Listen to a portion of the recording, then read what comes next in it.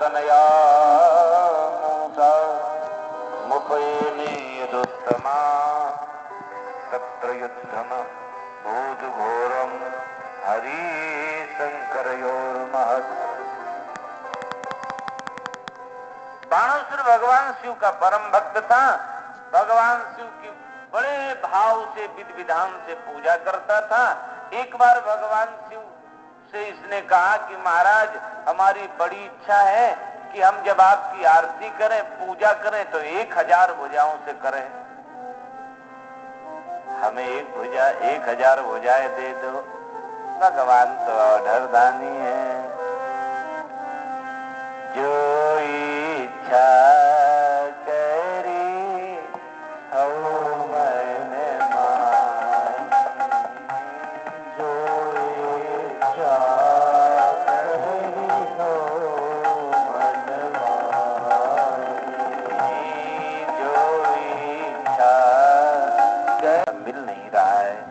आप ही को ठीक ठाक लग रहे हो। हो जाए हमारी आपकी। भगवान शिव ने कहा सोई जल अनिल अनल संघाता होई जलद जग जीवन का।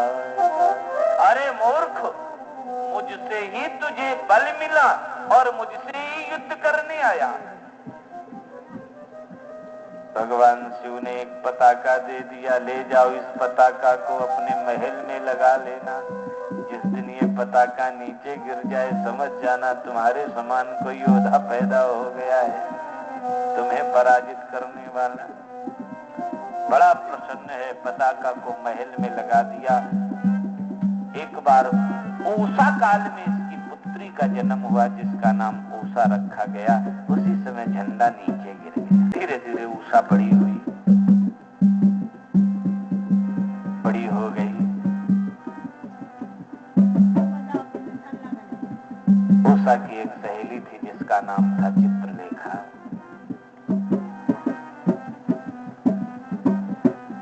बाणासुर का मंत्री था गोभांड जिसकी पुत्री थी चित्रलेखा। उषा की सहेली सखी है।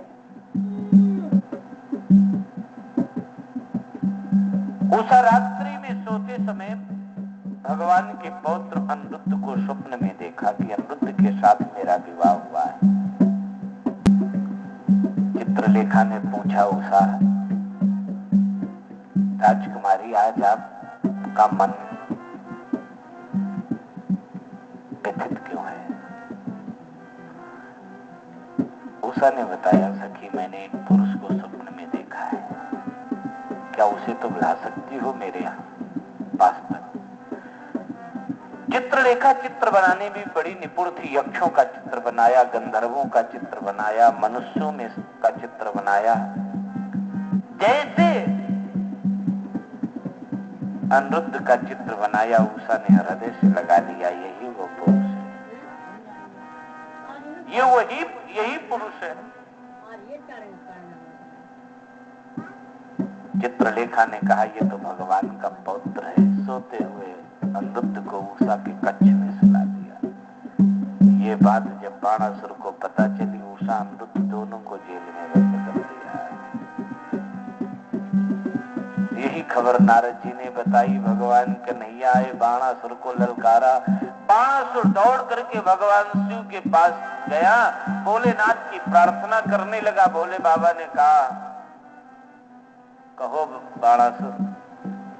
बाणासुर ने कहा हमारा युद्ध करने चलो। कहाँ? कन्हैया से। कन्हैया आए हमसे युद्ध करने, तो आप चलो युद्ध करने। भोले बाबा ने कहा हम कतई नहीं जाएंगे। बोले चलना पड़ेगा। भगवान ने बोले कालकूट विष है। माँ पार्वती बोली अरे तुम्हारा भला करे तुम ये विष बाबा को पिलाओगे? बोले माँ अगर इन्होंने ये विष पान नहीं किया तो आगे हमें अमृत कैसे मिलेगा? पार्वती माँ देख रही है बाबा भोलेनाथ को। बाबा भोलेनाथ ने कहा लाओ ये विष मैं पान करता हूँ।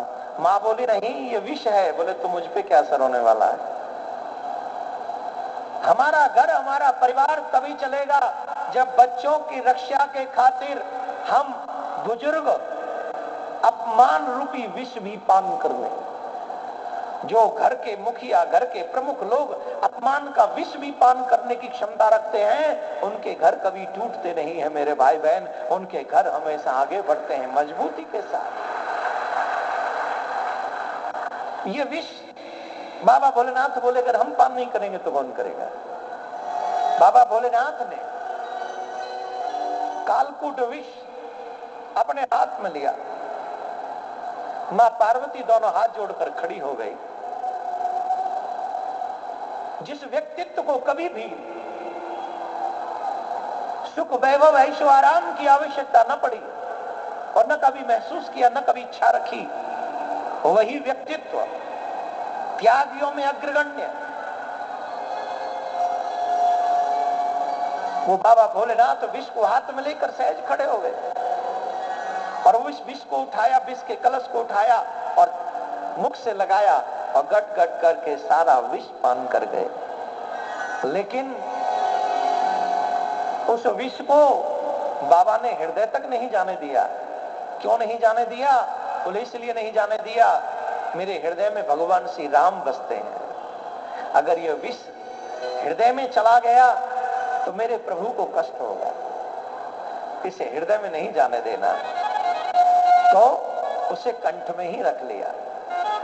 और वैसे भगवान शिव का स्वरूप कैसा है, उनका रंग कैसा है जानते हो? कपूर की तरह गौरा, एकदम गौर वर्ण है। जैसे कपूर गोरा होता है, व्हाइट होता है ना, वैसे ही शिव का स्वरूप है, रंग उनका वैसा ही है,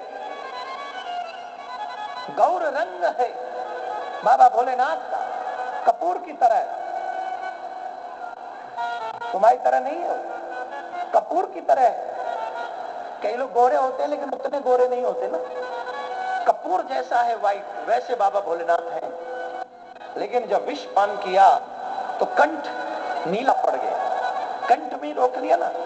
इसलिए आप जाकर दर्शन भी करते हैं तो बोलो नीलकंठ महादेव की जय, नीलकंठ महादेव की जय। तो नीलकंठ महादेव जो कि हृदय में न चला जाए, फिर मुख में क्यों नहीं रखा? बोले मुख में रखेंगे तो मुख से राम नाम उच्चारण करते हैं। जय हो मेरे प्यारे। भगवान से प्रेम कैसे करना चाहिए, कैसे होना चाहिए, ये चीजें हमें यहाँ आकर पता चलती हैं। राधे राधे बोलना पड़ेगा, जोर से बोलना पड़ेगा, और जोर से बोलिए। तो बाबा भोलेनाथ अपने देव बाल गोपाल जैसे ही देवताओं के लिए विष पान कर लिया और देवताओं ने फिर समुद्र मंथन किया, अमृत निकला।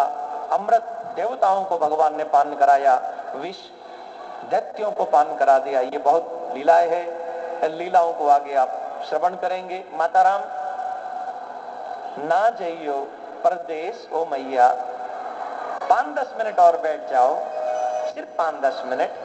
देखिए कथा में जब तक आरती न हो जाए आप चले गए तो कथा का लाभ नहीं मिलता। आरती सिर्फ 10 मिनट में हो जाएगी, आप बैठे रहे सभी। अब जैसे ही भगवान की छाती में लात लगी, एकदम भगवान खड़े हो गए, दोनों हाथ जुड़कर मेरे प्रभु ने कहा सुनो, मेरी पत्थर जैसी कठोर छाती में आपके कमल जैसे कोमल चरण, महात्मन चोट तो नहीं आ गई? भगवान की सरलता देखी, सहजता देखी, तब उसने कहा महान कोई है तो श्रीमन नारायण है। क्षमा बड़न को चाहिए, छोटे न को उत्पाद, और कहा विष्णु को घट गयो जो भृगु ने मारी लात। बड़ा वही है जो क्षमावान है, जो क्षमा करना चाहता है, जानता है। इसे क्षमावान बनो। भगवान विष्णु सागर में रहते हैं और सागर का गुण यही है, नदियों में कभी बाढ़ आ जाती है, सारी नदियां आकर समुद्र में गिर जाती है, समुद्र में कभी बाढ़ नहीं आती। हमारा जीवन भी उन समुद्र की तरह हो, कभी बाढ़ ना आए किसी प्रकार की। इसे कहते हैं हम संतुलन, योगश्चित्त वृत्ति निरोधः, एक संतुलन, एक बैलेंस। कई लोग खुशी में बिल्कुल पागल हो जाते हैं, थोड़ा गम आ जाए तो विक्षिप्त हो जाते हैं। ऐसे लोगों को पॉजिटिव थिंकिंग की जरूरत है। स्टैंडर्ड ऑफ लिविंग ही जरूरी नहीं है, स्टैंडर्ड ऑफ थिंकिंग भी बहुत जरूरी है। हमारे रहने का स्तर तो सुधर गया, सोचने का अभी नहीं सुधरा। पहले के हमारे जो बुजुर्ग होते थे ना, बड़े लोग थे, इतनी एजुकेशन चाहे उस समय न रही हो, लेकिन भीतर से मजबूत बड़े रहते थे, बड़े सी बड़ी स्थितियों को संभाल लेते थे। रामायण भागवत गीता का ऐसा ज्ञान होता था कि पूछो मत, और मोरल वैल्यूज होती थी, एक समता, एक हृदय की विशालता, व्यापकता, संकीर्ण नहीं होते थे। बुरा मत मानना, आज हम बड़े बड़े महलों में रहने वाले लोग, हम सोच से संकीर्ण हो गए हैं, हम सोच से बड़े छोटे हैं। भगवान विष्णु महान है। 125 वर्ष की मेरे प्रभु की लीला पूर्ण होने को आई बंधुओं। भगवान के बच्चों ने ऋषियों का अपराध कर दिया और ऋषियों ने फिर श्राप दे दिया। भगवान का एक बेटा था सांब, वो स्त्रियों के जैसा दिखता था, उसको स्त्रियों के वस्त्र पहना कर ले गए महात्माओं के पास, इसको बेटा होगी कि बेटी, तब कहा मूसल पैदा होगा, और वो मूसल तुम सब यादवों के नाश का कारण बनेगा। भगवान ने योग के द्वारा उस मूसल को निकलवाया और मूसल को निकलवाकर समुद्र के किनारे फिकवाया, उससे सरकंडे पैदा हुए, एक नौक रह गई जिसको मछली निकल गई, और मछली से जरा नाम के बहेलिया ने वो ले लिया। भगवान के स्वधाम जाने का समय आ गया।